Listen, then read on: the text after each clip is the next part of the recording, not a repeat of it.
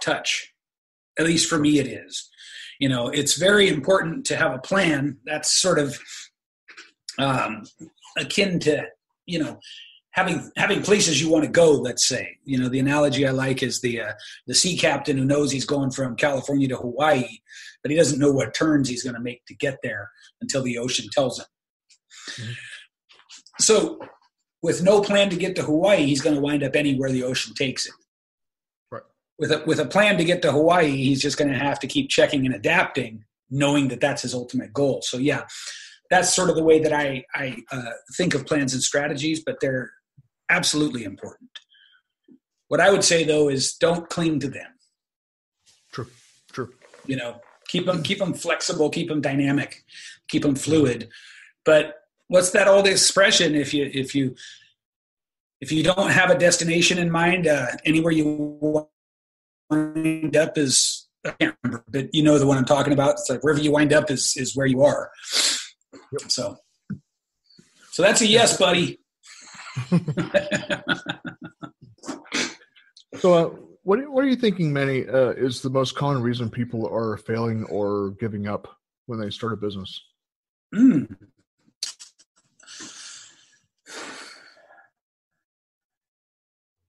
In my experience, it's a combination of shiny object syndrome. Yeah. I don't think we really understand the impact that shiny object syndrome has on our psyches. And so when you say a business, I make the assumption that you're talking about like a coaching-based online business.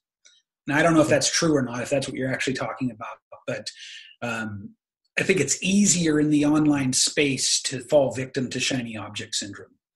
Mm-hmm. Because, going onto Facebook is just like, it's walking down a carnival midway.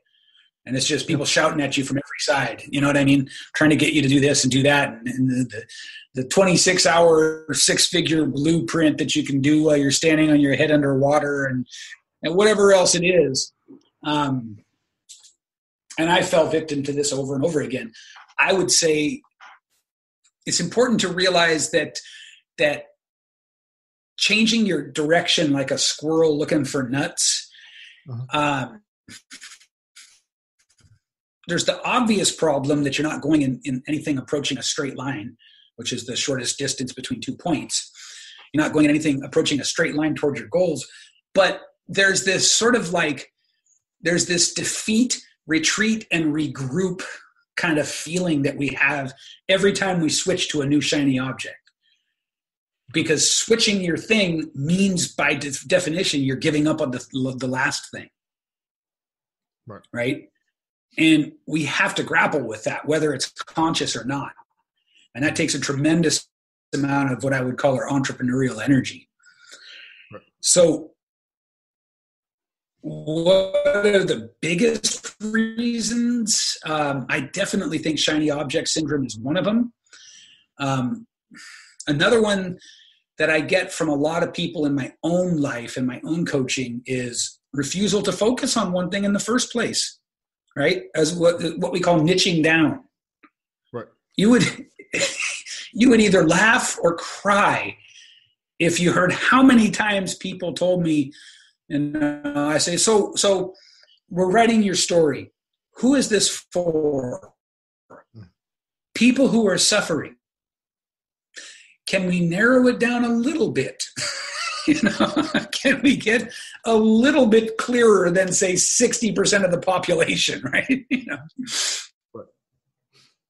What kind of suffering? Is it men? Is it women? Are they old? Are they young? Do they like, are they, politically red or blue? Do they like this or that? Because I got news for you guys. If you're listening to this, wanting to help people who are suffering is not good enough.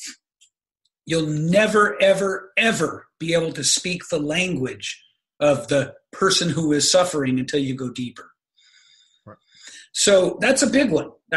People refusing to niche down and say, I take transformational coaches. I draw their stories out of them. I put them on stage and I show them how to use their story and the stage to grow their transformational coaching business. That's specific. Mm-hmm. Right? But people who are suffering doesn't mean anything. So I'd say those are the two biggest ones. Yeah, and good points to mention there as well, because definitely niching down is a huge issue, because it's like fishing in the ocean. It's a very wide space, and you have a lot more success in a smaller pond. If you can find that pond and fish in it, then you're gonna catch something. Yeah, and it's amazing to me how people resist that, even though it's such a known thing. It's common knowledge that we have to have a tight focus on who we serve. And yet everybody thinks somehow they're the one that's different. Yeah. So let me share with your listeners something. Prior to me niching down and after.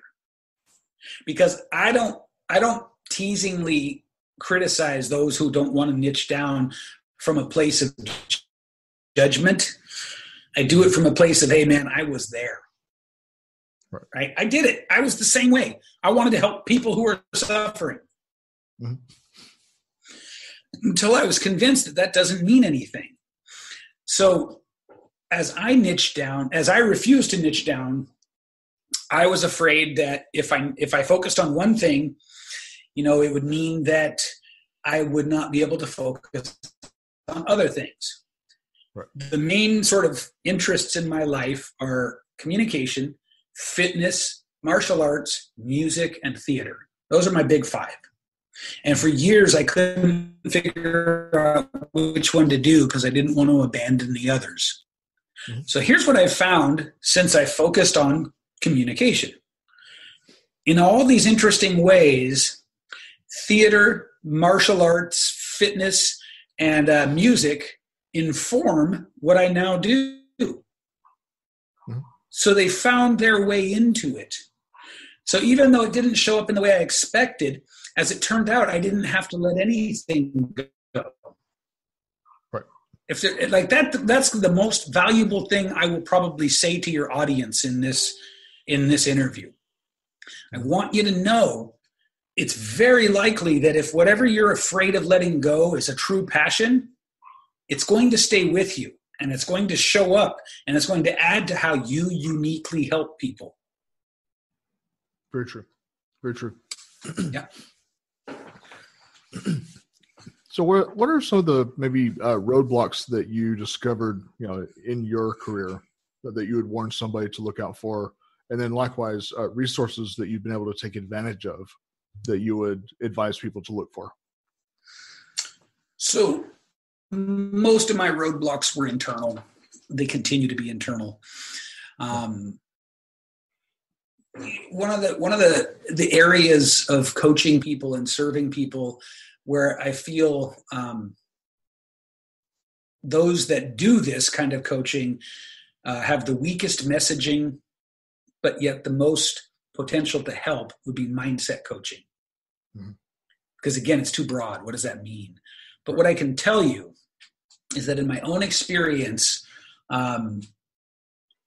so many of the things that to all of my senses seemed like they were problems outside of me wound up being problems inside of me. Now, this is a monumental mindfuck, right? It's just I can't speak emphatically enough on how confusing it is to really, with all of your ability to perceive, think that the problems are outside of you, only to discover that it's internal stuff. And the internal stuff shows up, by the way, in the stories we tell ourselves. What? Yeah. So earlier when I mentioned how powerful the transformation that happens internally through going through the storytelling process is, this is one of the things that happens is you stop seeing as many, self-doubt, right? But self-doubt shows up as, well, I don't want to reach out to that big name influencer. But it's not even that clear, right? It's just this quick little sort of response in your head where you go, okay, I'm hungry to make forward progress here. What can I do? And maybe the thought occurs, oh, maybe there's, I can connect with some influencers to grow my awareness. And then instantly you kind of go, no, that's dumb. Right. And it seems like it's about that influencer, and it seems like it's about your guys' different social standing, but it's just the story in your head, man. Right? You don't know what they're going to say. How could you possibly know what they're going to say? You have to talk to them to know what they're going to say. Right. And so it's things like that. That inner dialogue stuff, that what we call the imposter syndrome. Mm-hmm. It has a way of projecting itself outside of you so that it seems like something you don't have control over. When in fact, you have absolute control over it. So I would say that those inner sort of emotional and what I believe and don't believe blocks have been the biggest roadblocks for me. Okay. That, and definitely I've been guilty in the past over and over again of trying to get things off the ground without proper financing. Mm-hmm. That's a tough one. If the dream is really good enough, it'll persist while you get the money together. That's true. So get the damn money together.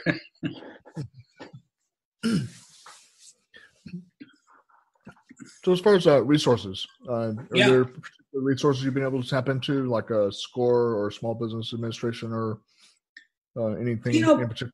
Oh. Back when my business was more brick and mortar, when I was in construction, I had good luck with SCORE. Here and now, though, I mean, my business is virtually all coaching. And so, not resources per se. I would say, unfortunately, for the expectation that your listeners might have. In fact, I've found it more powerful to stop grabbing every free resource, because resources in the digital world, in the online world, they're everywhere. Mm-hmm. And what I found happened for me, and I think for a lot of people, is overwhelm, information overwhelm, mm-hmm. which sort of is the Siamese twin of shiny object syndrome, right? Right. Everybody's offering you this free guide and this free thing. And at first it seems like, wow, if I could just pick the right combination of things, I could actually, start making money. Mm-hmm. But it just turns into a circle jerk. It just turns into a human centipede of information overload. And so what I do now is I'm very, very, very selective of who I follow. Mm-hmm. And even 10 times, 100 times more selective of what information I actually take. Okay. And again, this is special to unique to coaching, I think. If you had a brick and mortar kind of a business, it's a different issue. Places like SCORE, places that'll help you to put a plan in place to create business credit, things like that. Those are useful for those kind of businesses. For my business, the main thing I need, and I say this a little bit tongue in cheek, is for everybody just to shut the hell up.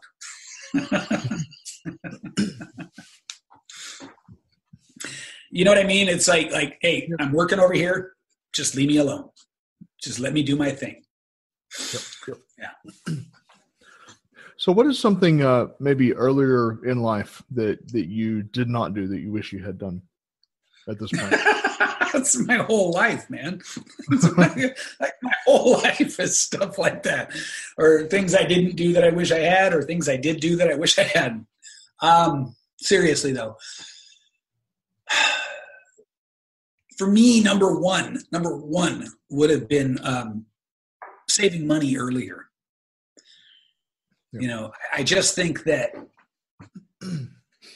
I could have gotten any number of really good ideas, entrepreneurial ideas off the ground, had it only been for more financial resources. Yeah. So that would be like number one with a bullet for me. It's really important to make the connection that money equals the power of choice. And with